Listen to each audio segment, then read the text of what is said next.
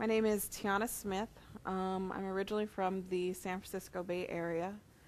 I lived here for about 2 years now, and my story of how I came to know Jesus, it's a long one. I was raised in the church, christened a Mormon, raised a Catholic, and baptized and confirmed an Episcopalian. I'm from a multiracial family with different backgrounds, ethnicities, religions. So I assumed I was very open-minded. And I always loved church, loved religion, loved God, loved learning about it since I was a kid. I found it just absolutely fascinating. And as I grew older, into my teenage years, I became really depressed, had a broken heart from my father leaving, and I just couldn't seem to get over it. When I got 18, I got baptized and confirmed in the Episcopal Church, and I really started to get to know religion and get to know Christ. But then at the same time, I learned a lot of negatives about the church that I didn't like. And between not liking those things about religion, it pushed me away from God. And I ran running into the arms of the devil. And within a matter of years, my life just went from up here to down here. And I'm an artist and a guitarist and a writer. And I have extreme amounts of talent. And I was so depressed that I stopped doing the things that I loved. I used to paint murals as big as this wall for schools and colleges, and I was on newspapers and magazines and television. And I got so depressed that I took all my art and I took it and I threw it in the trash. And I didn't care anymore. And I took my guitars, I gave them away, I stopped writing, and I stopped caring. And my life became involved with just bad relationships, drugs and alcohol, and just the whole wrong crowd of people. And I was very, very depressed, even to a point where I came up to this church. I didn't know what to do, where to turn. And about 2 years ago, when I first came here, I let my anger get the best of me and landed myself in jail for 10 days. And it opened up my eyes tremendously. And I sat in there and I prayed, and a girl walked up to me. I remember the first day I was in there, she said, "I think you need this more than me," and she handed me a brand new Bible. And I was really glad to get it, because at that time I was really reading a lot of the Bible, but I wasn't really understanding it. I was reading the scriptures, but not letting it in my heart. So we started doing the Bible study there at the jail every night, and I was really feeling it, really understanding it. And while I was alone in my cell, because I didn't have another cellmate at the time, I just got down on my knees and I started praying, and I was like, "Lord, something is wrong."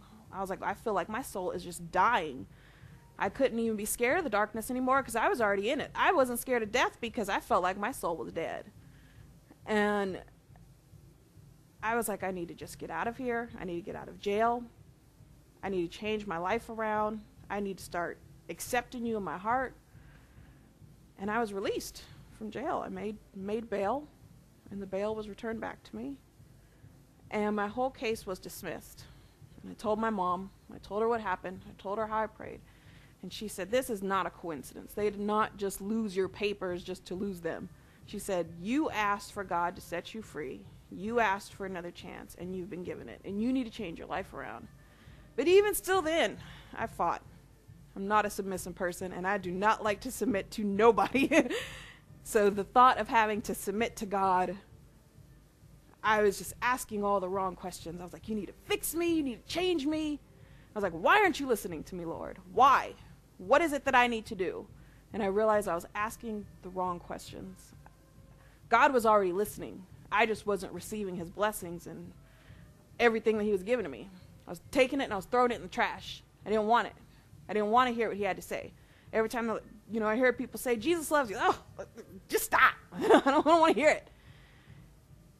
But I knew that the devil was real. And when you look into the eyes of evil and you get that sick feeling in your heart and you know that that darkness is out there just waiting to devour you. I said, I can't run into this no more. I'm going to die. Literally, I felt like I was dying. And so I turned my life and I started to follow God and just really hear what he had to say. Rather than just listening and just letting the words pass through, I really just let it into my heart. And it just started to flood my life. All of these things were changing. And I was calling my mother and I was saying, something is happening to me. I feel like I'm going crazy. I'm hearing things. God is telling me what to do. And then she said, well, you need to listen. And it was not easy for someone like me to listen to what I had to do. But I noticed when I was listening, positive changes were happening. And all of my anger and all of my depression and all of my sadness was just starting to wash away. And I was still living in the same house, still didn't have a job, I still broke. And then all of a sudden I felt immensely happy. And I realized that it wasn't God that was not listening. I wasn't taking the time out of my day for God. My time was going to everything else. I had time to party, time to Facebook, time to text, time to drink, but my day never revolved around taking 10 minutes out and say, God, what is it that you need of me? Every time I took 10 minutes out of my day for God, it was like, God, what can you do for me? And with any relationship, it can't just be one-sided. So I decided to take more time out of my day every morning to read the scriptures, to pray before I read them so I know what I'm understanding is not getting jumbled in my head. And it worked. I would start to read the scriptures, and it was even just Saturday. I said, Lord, I have to do this confessional. I don't like being videotaped. I am freaking out. I got to get in front of this church. I'm going to have an anxiety attack. Give me the words I need to say what I have to say. And he did, and he always did. I opened up the Bible, and there was just some scriptures that hit my heart. And I read the daily bread like I do every day, and that just hit me. And God was just saying, you need to learn to walk by faith. And I never understood what that meant, because that was a hard thing for me to do. I like to be in control. And I said, I just can't do it no more. I need to just walk by faith. God, just lead me. I'm tired. My feet hurt. Wherever you need me to go, I'll just go, because it's just too hard fighting. And I just felt this love. I mean, all the doctors, all the painkillers, here's a happy pill for you to make you feel temporary happy, didn't work.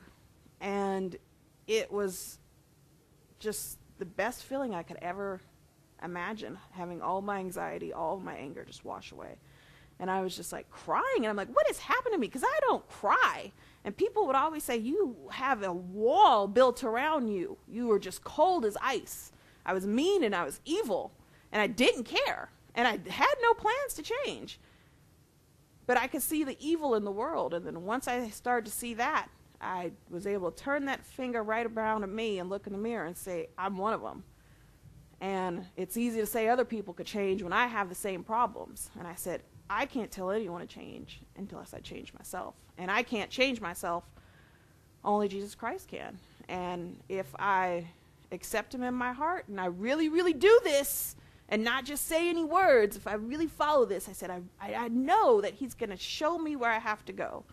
And since I started thinking like that, my life has been blessed, and I feel happy, and my anxiety and my anger is just gone.